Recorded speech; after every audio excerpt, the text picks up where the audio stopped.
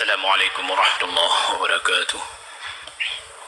Hadirin dan hadirat sekalian jemaah salat subuh yang dirahmati Allah dan para pendengar Radio Baitur Rahman, Radio RRI Banda Aceh beserta radio swasta lainnya dimanapun kiranya berada.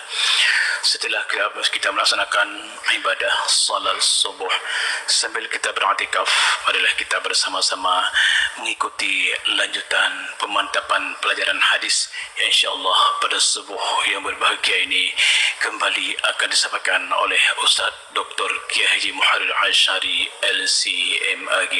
Kepada beliau tempat dan waktu kami persilakan dengan segala hormat. Sebelum dan sesudahnya marilah kita aturkan ribuan terima kasih. Wassalamualaikum warahmatullahi wabarakatuh.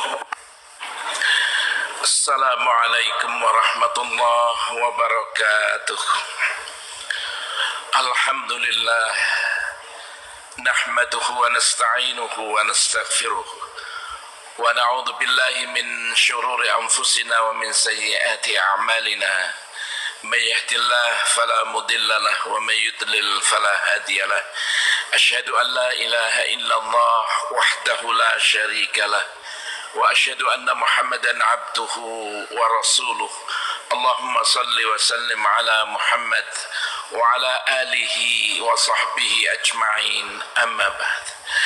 Bapak-bapak, ibu-ibu sidang jamaah salat subuh, kaum muslimin dan para pendengar yang dimuliakan Allah, marilah kita tidak ada henti-hentinya memanjatkan puji syukur kehadirat Allah Subhanahu wa ta'ala atas limpahan rahmat, karunia dan hidayahnya, sehingga sampai pagi hari ini kita masih diberi kekuatan dan kesehatan oleh Allah, sehingga kita dapat melaksanakan ibadah.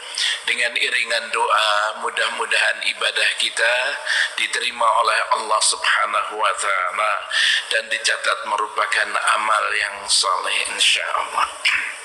Bapak-bapak, ibu-ibu, para pendengar yang dimuliakan Allah, minggu kemarin kita telah berbicara untuk mengantarkan pendidikan anak sehingga anak menjadi anak yang saleh.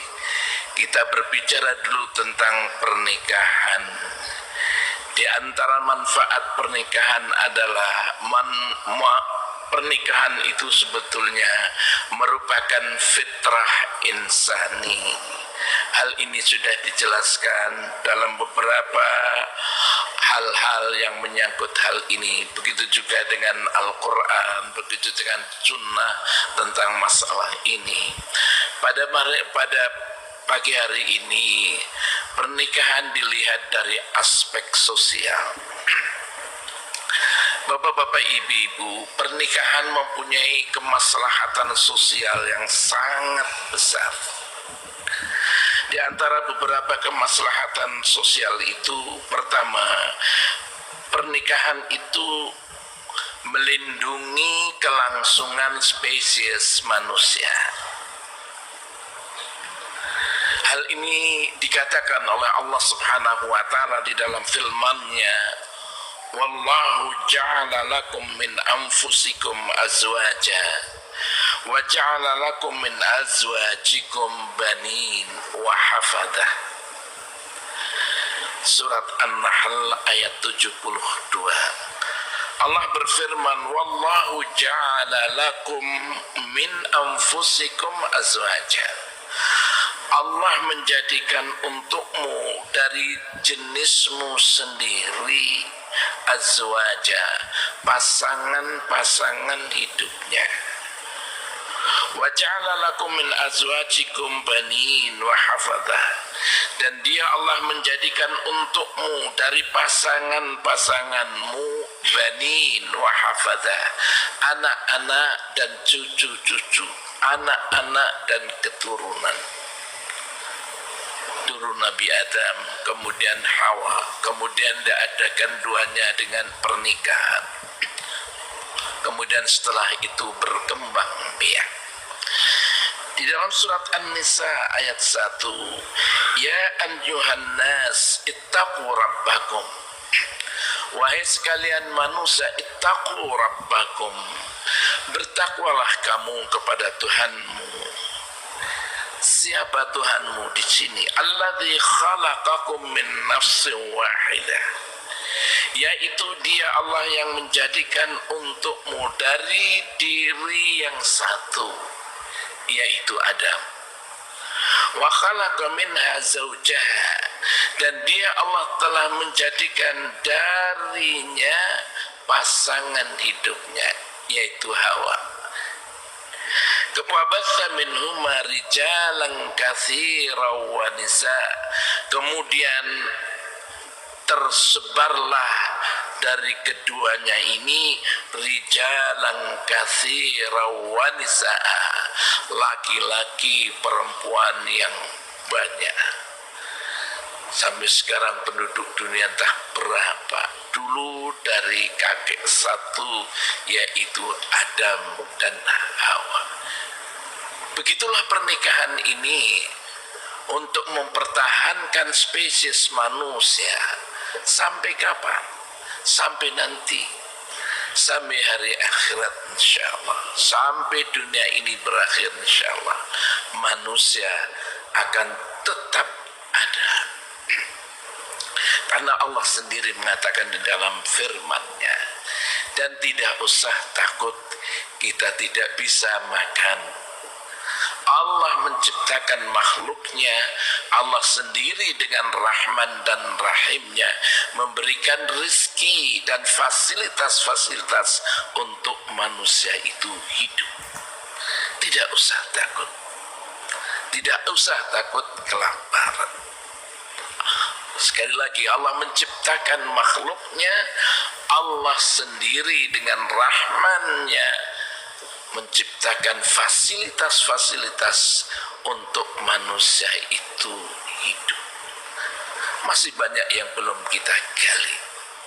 Kemudian yang kedua, dilihat dari kemaslahatan sosial. Pernikahan itu melindungi keturunan.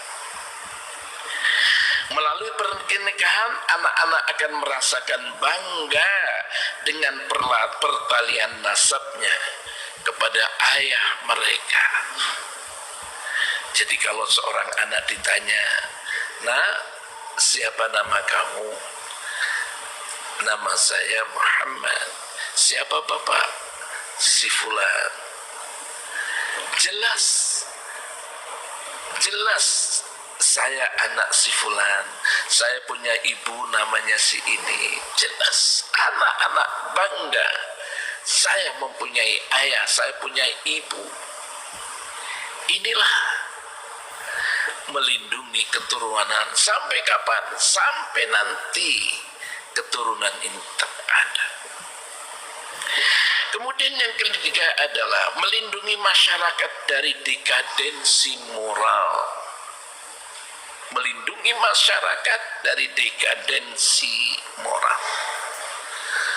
Bayangkan bapak-bapak, ibu-ibu, kalau tidak ada syariat tentang pernikahan, manusia akan hidup seperti binatang. Masya Allah. Tapi Islam menganjurkan untuk nikah. Untuk apa? Melindungi masyarakat dari dekadensi moral. Memang minta maaf, sekarang ini ada kecenderungan hidup bebas. Bahkan disuntikkan kepada kita faham-faham permissiveness, yaitu faham serba boleh. Mereka memberikan analogi, manusia lapar makan, manusia haus minum. Itu kan kebutuhan manusia. Begitu juga manusia butuh penyaluran biologis, ya sudah salurkan aja tanpa batas. Berapa banyak di negara sana orang yang tidak tahu siapa ayahmu, tidak tahu siapa ibumu. Tetapi kalau nikah jelas. Itulah, mudah-mudahan masyarakat ini terhindar dari dekadensi moral. Sehingga Rasulullah Sallallahu Alaihi Wasallam di dalam sebuah sabdanya, Rasulullah bersabda, ya ma'syar syabab, wahai sekalian para pemuda, man istata'a minkumul ba'ah, barang siapa di antara kamu itu sudah ba'ah, sudah mempunyai kemampuan, baik kemampuan secara fisik maupun kemampuan secara psikologis, falyatazawwaj. Rasulullah mengatakan, maka hendaklah dia nikah, kata Rasulullah.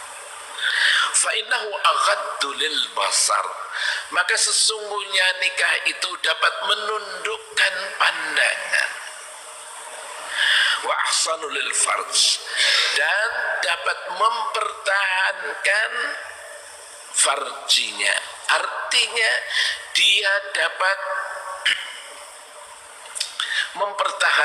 mempertahankan farjinya.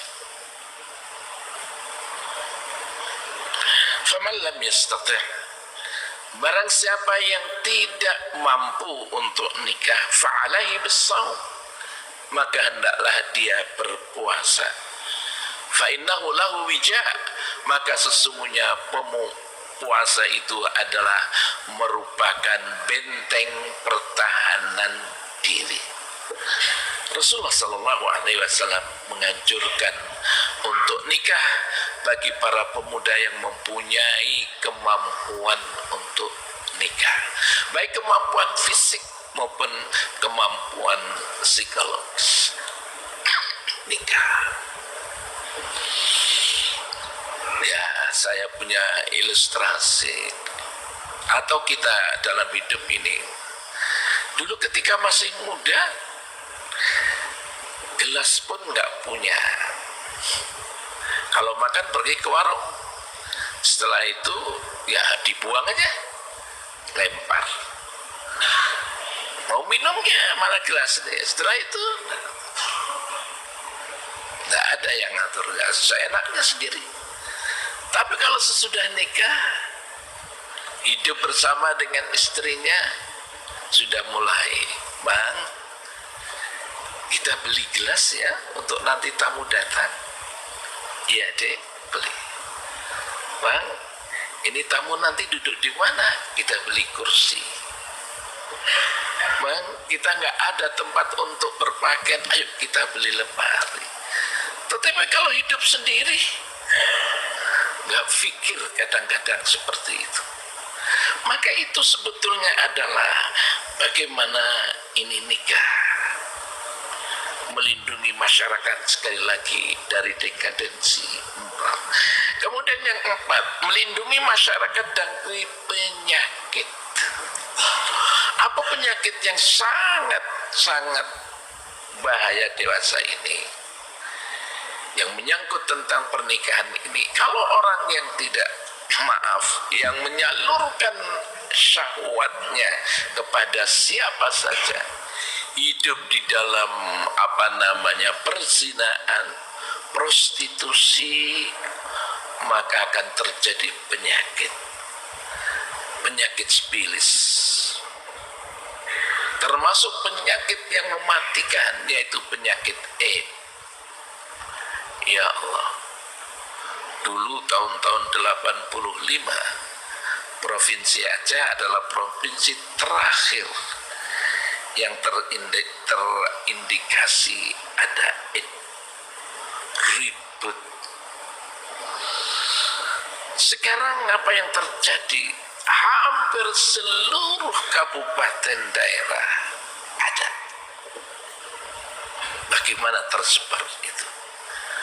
Seorang ahli mengatakan, kalau sudah ada orang terindikasi mempunyai penyakit HIV atau AIDS itu, maka sesungguhnya di belakang sudah ada 100 orang yang kena itu. Wah, ini fenomena yang terjadi. Kenapa? Itulah tadi, hidup bebas. Salah satu di antaranya adalah hidup bergonta-ganti pasangan tanpa nikah. Allah sendiri katakan, Sehingga Rasulullah di dalam sebuah sabdanya mengatakan, "Itsnan yu'ajjilu bihima yaumal qiyamah." Dua hal yang Allah akan mempercepat siksanya sebelum datangnya hari kiamat. Apa dua hal ini? Rasulullah mengatakan al-baghi, yaitu dosa prostitusi, dosa perzinahan. Yang kedua, uquq al-walidain, yaitu dosa durhaka kepada kedua orang tua. Kalau ini ada, Allah akan memperlihatkan sebelum kematiannya. Kalau dia tidak tobat sebelum kematiannya, diperlihatkan siksanya, dampak negatifnya terhadap dirinya. Itulah al-bagh, itulah dosa prostitusi. Yang selanjutnya, yang kelima adalah menumbuhkan ketentraman rohani dan jiwa. Allah Subhanahu wa taala berfirman dalam surat Rum ayat 21, "Wa min ayatihi an khalaqalakum min anfusikum azwaja." Dan di antara tanda-tanda kekuasaannya adalah Dia Allah menjadikan untukmu dari jenismu sendiri pasangan-pasangan hidupnya. Untuk apa? Litaskunu ilaiha, agar kamu merasakan tenang bersamanya. Wa ja'ala bainakum mawaddatan wa rahmah, dan Dia Allah akan menjadikan di antara kamu pasangan suami rasa cinta dan kasih sayang. Inna fi dzalika la ayat liqaumin yatafakkarun. Sesungguhnya yang demikian itu merupakan tanda-tanda kebesaran Allah bagi orang-orang yang mau berfikir. Dengan adanya pernikahan antara suami dan istri, betul-betul terjadi ketenangan jiwa, ketenangan rohani. Apabila pergi kemana-mana, rasanya capeknya hilang. Kalau sudah sampai ke rumahnya, ketemu keluarganya, ketemu istri, ketemu anak-anaknya yang lucu-lucu dan cantik-cantik itu, semua hilang. Begitu ketika penat bekerja, begitu pulang dari rumah, terjalin itu ketenangan hidupnya, bercanda dengan anak-anaknya, istrinya yang soleha, ngobrol, berkomunikasi. Justru inilah yang menyebabkan kedamaian, ketentraman rohani. Termasuk dilihat dari aspek sosial, ada kerja sama suami istri dalam membina rumah tangga dan mendidik anak. Istri bekerja sesuai dengan kodrat kewanitaannya, mengurusi urusan rumah tangga, mengurusi dan mendidik anak-anak. Ini kodrat wanita. Sudah capek, lari-lari ibunya untuk menyuapi anak-anaknya. Ina, Yuna, anaknya sakit, ibunya mendekapnya, menenangkannya di dalam ayunan, sampai ada seorang ibu yang tidak tidur untuk anaknya. Begitulah kodrat wanita sebagai keibuan dia. Suami bekerja sesuai dengan kodratnya, bekerja demi keluarganya, melindungi keluarganya dari berbagai macam cobaan, musibah yang menimpa setiap saat. Suami melindungi, mengayomi keluarganya, bekerja keras untuk siapa? Untuk keluarga, istri dan anak-anaknya di rumah. Karena itu Rasulullah sallallahu alaihi wasallam dalam sabdanya mengatakan, dinar anfaqtahu fi sabilillah, dinar anfaqtahu ala raqabah, dinar anfaqtahu ala ahlik, a'zamuha ajran alladhi anfaqtahu ala ahlik. Satu dinar yang kamu berikan untuk memerdekakan budak, satu dinar yang kamu berikan untuk orang-orang fakir, orang-orang miskin, satu dinar yang kamu berikan untuk perjuangan di jalan Allah, satu dinar yang kamu berikan kepada keluargamu, a'zamuha ajran allati anfaqtahu ala ahlik. Pahala yang besar adalah satu dinar yang diberikan untuk keluarganya di rumah. Jadi seorang suami kalau memperhatikan keluarganya, sesungguhnya itu sedekah yang diberikan suami kepada keluarganya, anak dan istrinya. Dalam sebuah riwayat yang lain, hadis yang diriwayatkan oleh Imam At-Tabrani, suatu hari ada seorang yang lewat di hadapan para sahabat. Di situ ada Rasulullah sallallahu alaihi wasallam. Lantas para sahabat berkomentar di hadapan Rasulullah, "Ya Rasulullah, lau kana hadza fi sabilillah." Ya Rasulullah, kalau orang itu yang kuat, yang sterek itu dijadikan tentara untuk berperang jihad di jalan Allah, baik sekali orang itu, karena orang itu kuat, sterek badannya. Rasulullah sallallahu alaihi wasallam mengatakan pada para sahabatnya, "In kana kharaja yas'a limuldihi sigharan fa huwa fi sabilillah." Kalau orang itu keluar dari rumahnya, dia bekerja untuk mencukupi kebutuhan anak-anaknya yang masih kecil yang ada di rumah, sesungguhnya dia ada di jalan Allah.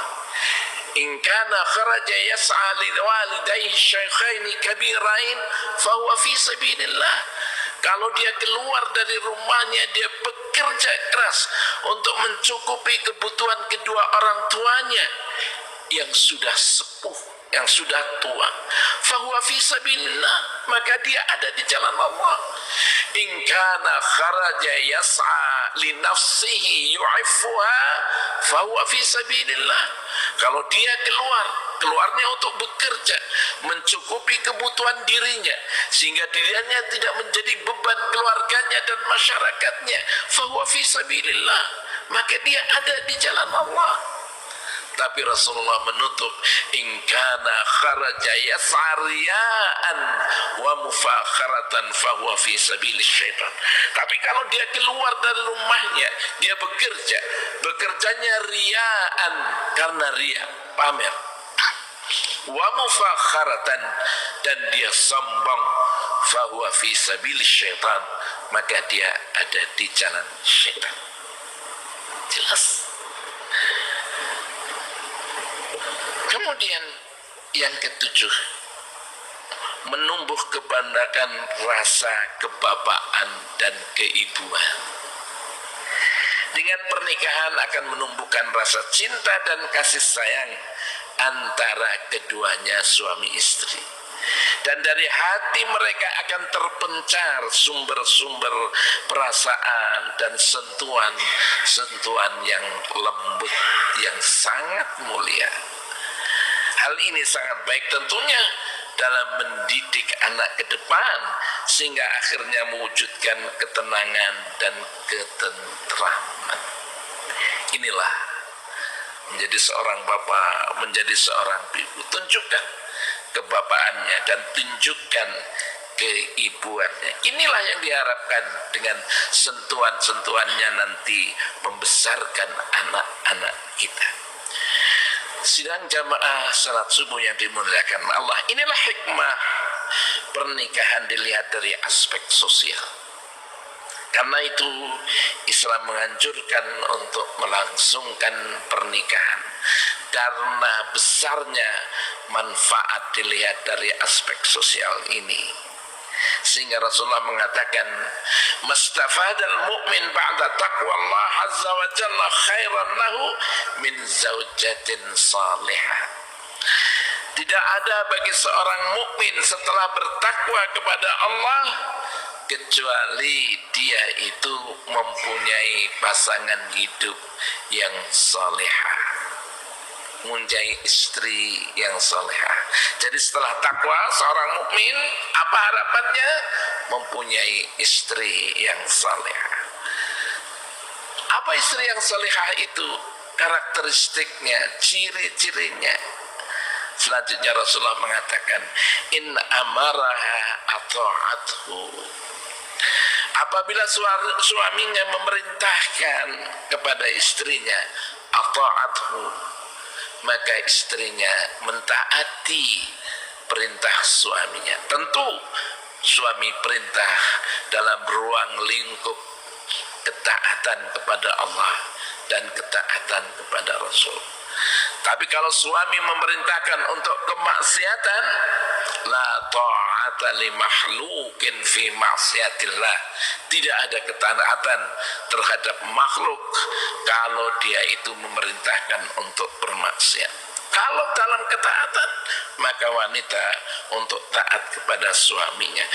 Wa in nadhara ilaiha sarrathu. Apabila suami melihat istrinya, sarrathu, maka istrinya menggembirakan hatinya. Wa in aqsama 'alaiha abarrathu, dan apabila dia menggilir istrinya, artinya mungkin mempunyai lebih dari satu, maka dia pun reda.